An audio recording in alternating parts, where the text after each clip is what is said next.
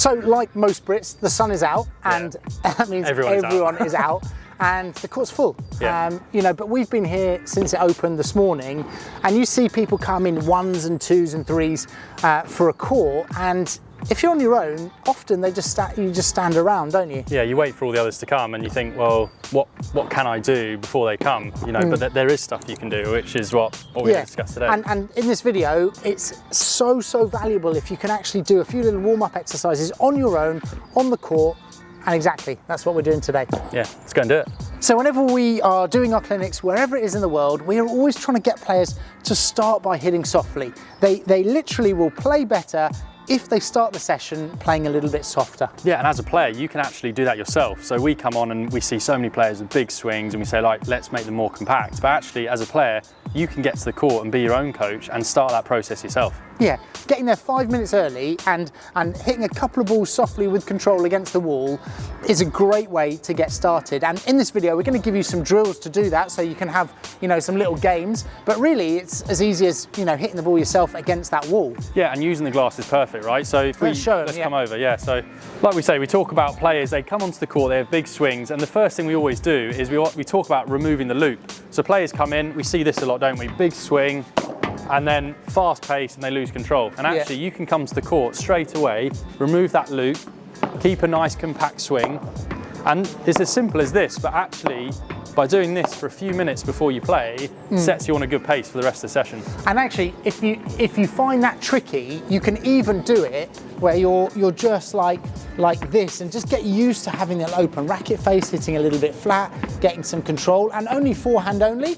But then you can also do the same only on the backhand, and it's a great way, like if you're a beginner, to get confident on the controlling the speed, and if you're slightly more advanced, you're using it as a warm-up. Yeah, and actually for more advanced players, I think sometimes they feel like this is probably too easy for them, but you can use a lot of drills with the walls that are difficult to do. Yeah, well, I mean, we've recorded loads, and some of them are pretty tricky, aren't they? Yeah. Like, and I mean, all of those videos are on our platform, so if anyone does want to challenge themselves with some of our drills, you'll find them there. But yeah, let's look at our 3 basic exercises for today. Yeah.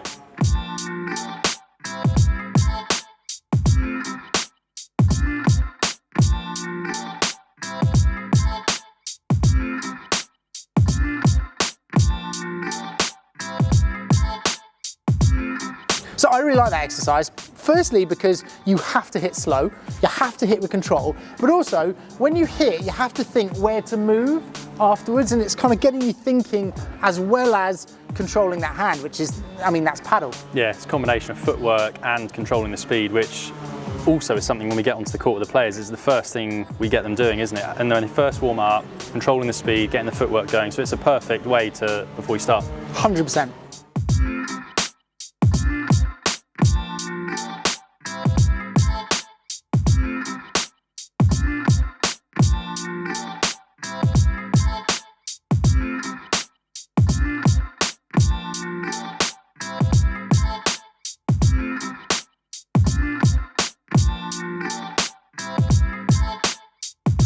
So you like this exercise, it's, you know, it's quite nice, good racket skills. We often say in paddle, like, not to change direction too often at net, but I feel like this is more racket skill based. Yeah, this one, I mean, it's not as realistic to play, is it? Because you're playing, you know, straight and then you're playing directly cross, but it is a really good way to get your racket skills, you know, warmed up and controlling that ball from different directions. Soft hands. Soft hands, yeah. It's a lot harder than it looks. Yeah.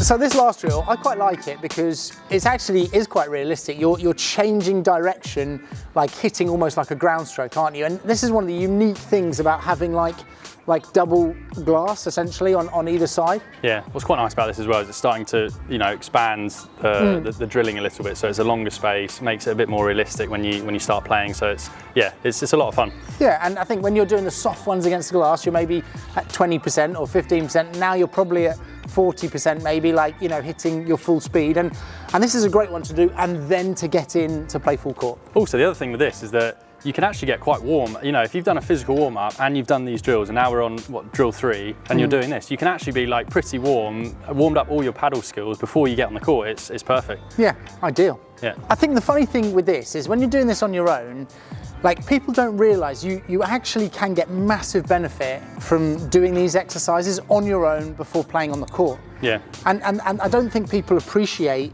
like, using control and doing that bit first before you hit full court helps your paddle. But all of our students, like, notice a massive difference. So, I mean, it's key, isn't it?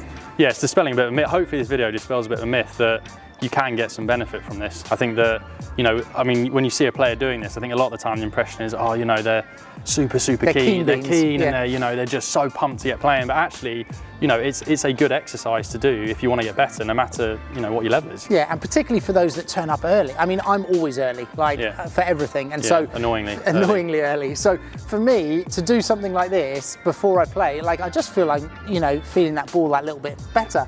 And this is exactly kind of why we've built a drill bank on our platform, right? I mean, I don't know, I think we've got 40, 50 drills on there now, and counting. Every time we go to clinics, we do more drills.